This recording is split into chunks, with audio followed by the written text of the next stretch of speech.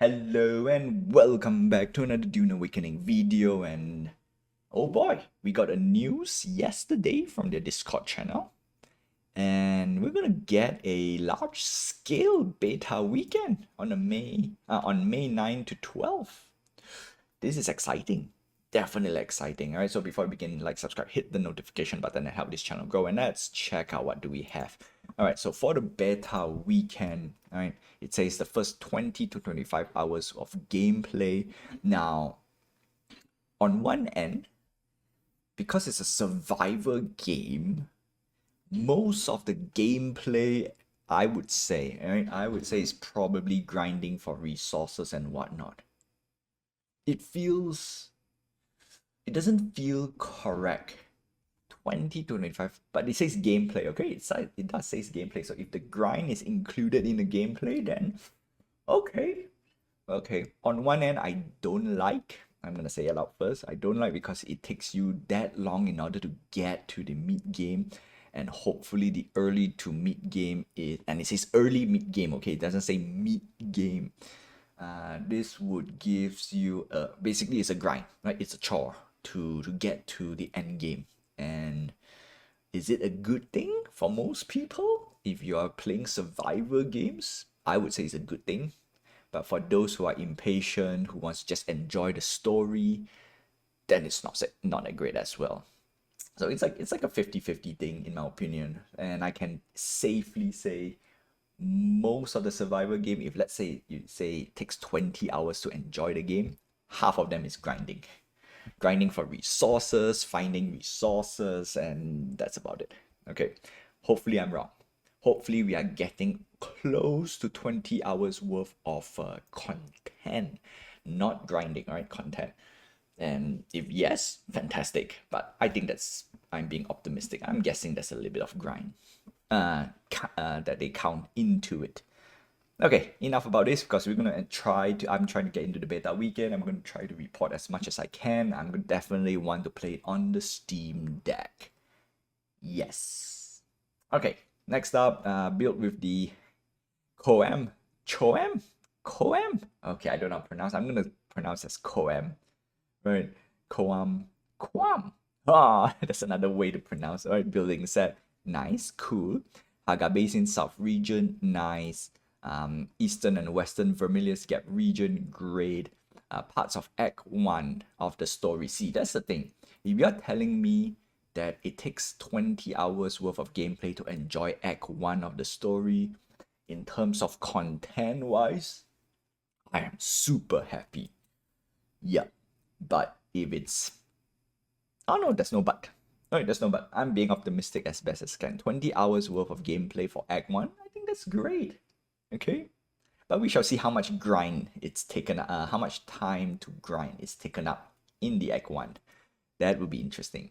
Assemble and drive the sand bike. Cool.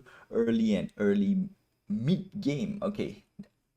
Early mid game? Is this? Interesting. So basically, you're getting mostly the introduction version of the combat, all right?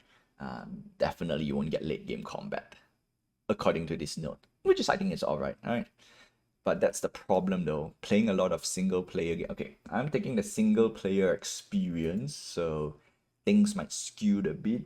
If you're telling me to grind 20 hours to get to the juicy part of the game, it is a tough thing to sell to people, okay? But for a survivor game, I think it's okay. I think it's okay. But we shall see, right? We shall see how much fun can I extract from the first 20 hours according to that infographic.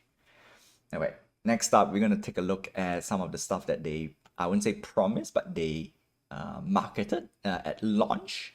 Mid to late game, yeah, okay, obviously, this is very, very important. When you launch a game or when I see a game being launched, I definitely want from start till end, okay?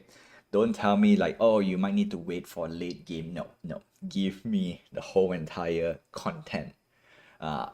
Unfortunately, this is a live service game, so definitely there will be more DLC stories and whatnot, so that is tough though. But if I look at Conan Exiles, the full game should be able, yeah, you should be able to enjoy the full game right at launch, right? Doesn't matter if you take it slow or you rush straight to the end game. You should be able to enjoy the full, I would say, the core story for launch, or launch story, I would say. Because definitely down the road, if they want to take that route, if they do what Conan Exiles did, there'll be little story expansions along the way. Yeah, unless it's a big expansion pack. So that's great. All right. Technically, you don't need to advertise that. It is kind of built into the full story. Yes, like I said. There we go. 9 more regions. Okay, cool. So we got Haga Basin, Shoal. I think I pronounced it wrongly, right? The Shield Wall. I'm not gonna attempt to pronounce that. All right.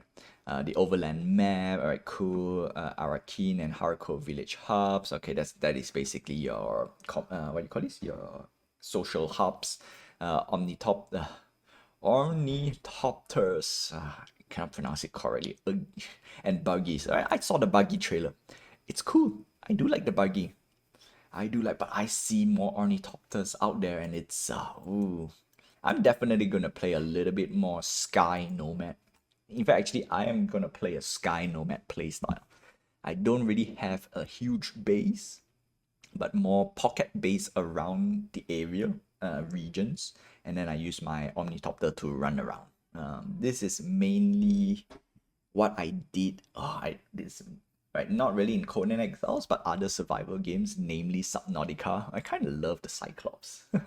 Okay, next up is the Deep Desert. All right, so this is the endgame PvP region. All right, so this, yeah, that's it. I'm gonna try to avoid PvP, as in engagement, and let's see if I can run away from PvPs. Next up, the land strat. Okay, this is where players help either the Atreides or the Harkonnen to gain control of the council. Winner of each cycle gets to select new policies. All right, that's cool. This is basic. If you come from the Dune lore and universe, that's nice. There is a game I totally forgotten that they use this type of play style. Not play style, game mechanic.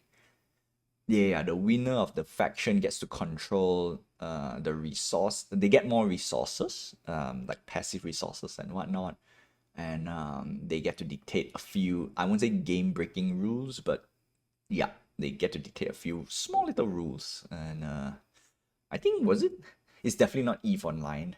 EVE Online is total control, so that's crazy. We shall see. We shall see how they do this, tackle this part. All right, would they do a total control, or would they do partial control where your faction gets more benefit for the for that limited time period?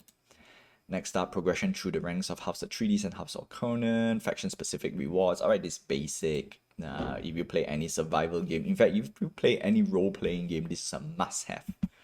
Advanced combat, yeah, end game combat. I'm gonna call this end game combat instead. Advanced social feature, exchange. All right, so marketplace, straight up, right? Simple as that. So yeah, that's it.